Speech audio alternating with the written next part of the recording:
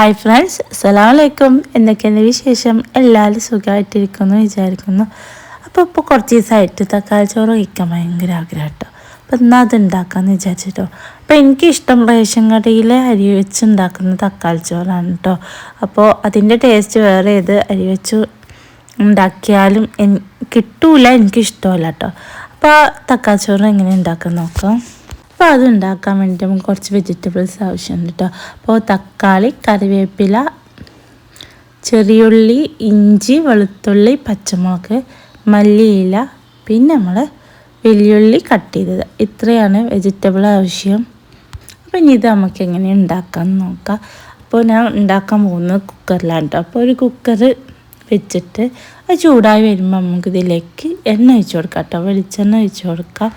എന്നിട്ട് നമ്മൾ കട്ട് ചെയ്ത് വെച്ച വെല്ലുള്ളിയില്ലേ, കട്ട് ചെയ്ത് വെച്ച വെല്ലുള്ളി നമുക്കിതിലേക്ക് ഇട്ട് കൊടുക്കാം.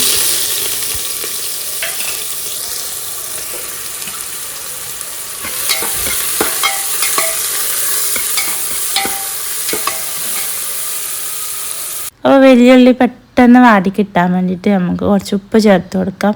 എന്നിട്ട് ഉള്ളി ഒന്നും കൂടി ഒന്ന് വഴറ്റി കൊടുക്കാം. ഇനി നമുക്ക് നല്ല ഫ്രഷ് കറിവേപ്പില കുറച്ച് ആഡ് ചെയ്ത് കൊടുക്കാം. എന്നിട്ട് ഒന്നും കൂടി ഒന്ന് വഴറ്റി കൊടുക്കാം. അപ്പോൾ ഇതാ ഉള്ളിലേക്ക് നന്നായിട്ട് വഴണ്ട് വന്നിട്ടുണ്ട് കേട്ടോ. ഇനി നമുക്കിതിലേക്ക് ആഡ് ചെയ്ത് കൊടുക്കേണ്ടത് തക്കാളിയാണ് കേട്ടോ. ഇതിൽ മെയിൻ ഇൻഗ്രീഡിയൻസ് ആണ് കേട്ടോ തക്കാളി. അപ്പോൾ നമുക്ക് തക്കാളി കട്ട് ചെയ്തത് ആഡ് ചെയ്ത് കൊടുക്കാം. എന്നിട്ട് നന്നായിട്ടൊന്ന് വഴറ്റി കൊടുക്കാം കേട്ടോ. തക്കാളിക്ക് നന്നായി വെന്ത് വരുന്നത് നമുക്കിത് വഴറ്റി കൊടുക്കാം. അപ്പോൾ അതാ തക്കാളിയൊക്കെ ഇവിടെ നന്നായിട്ട് വെന്ത് ഇട്ടിട്ടുണ്ട് കേട്ടോ. അപ്പോൾ ഇനി നമുക്കിതിലേക്ക് ആഡ് ചെയ്യേണ്ടത് ഇഞ്ചി, വെളുത്തുള്ളി, പച്ചമുളക്, ചെറിയുള്ളി ചതച്ചത് നമുക്കിതിലേക്ക് ആഡ് ചെയ്ത് കൊടുക്കാം. എന്നിട്ട് ഇത് നന്നായിട്ടൊന്ന് മിക്സ് ചെയ്ത് കൊടുക്കാം. ഇതിൻ്റെ പച്ചമണമൊക്കെ ഒന്ന് മാറി കിട്ടണവരെ നമുക്കിതിങ്ങനെ മിക്സ് ചെയ്തുകൊണ്ടിരിക്കണം. ഇനി നമുക്കിതിലേക്ക് ആഡ് ചെയ്ത് കൊടുക്കേണ്ടത് പൊടികളാണ് കേട്ടോ. അപ്പോൾ കൂടുതൽ പൊടികളൊന്നും നമ്മളിതിലേക്ക് ആഡ് ചെയ്യണില്ല. മഞ്ഞൾപ്പൊടി, മുളക് പൊടി, അതുപോലെ തന്നെ നമ്മൾ വീട്ടിൽ പൊടിച്ച ഗരം മസാല, നമ്മൾ ബിരിയാണിക്കൊക്കെ ഉപയോഗിക്കില്ല, ആ ഗരം മസാലയും മാത്രമാണ് കേട്ടോ അതിൽ ചേർത്ത് കൊടുക്കുന്നത്.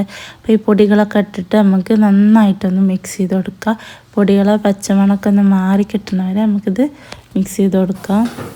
ഇനി നമ്മൾ അടുത്തതായിട്ട് ആഡ് ചെയ്യാൻ പോകുന്നത് മല്ലിയില കേട്ടോ. അപ്പോൾ കട്ട് ചെയ്ത് വെച്ച മല്ലിയില നമുക്കിതിലേക്ക് ആഡ് ചെയ്ത് കൊടുക്കാം.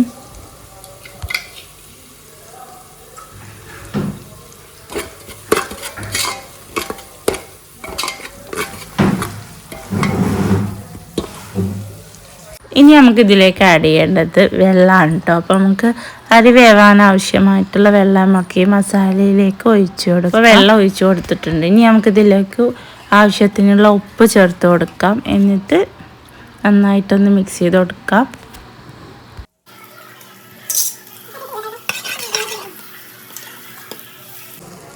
അപ്പോൾ ഇതാ വെള്ളം നന്നായിട്ട് തിളച്ച് വന്നിട്ടുണ്ട്. അപ്പോൾ ഞാൻ ഇവിടെ എടുത്തിട്ടുള്ളത് റേഷൻ കടയിലെ അരിയാണ്. അപ്പോൾ അത് നന്നായി കഴുകി വൃത്തിയാക്കിയിട്ടുണ്ട്.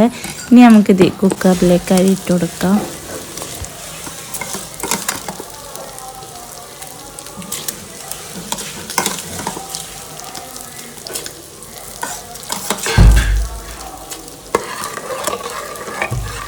ഇനി നമുക്കിതാ കുക്കർ അടച്ച് വെച്ചിട്ട് ഒരു 3 വിസിലടിച്ചിട്ട് കുക്കർ ഓഫ് ചെയ്യാം.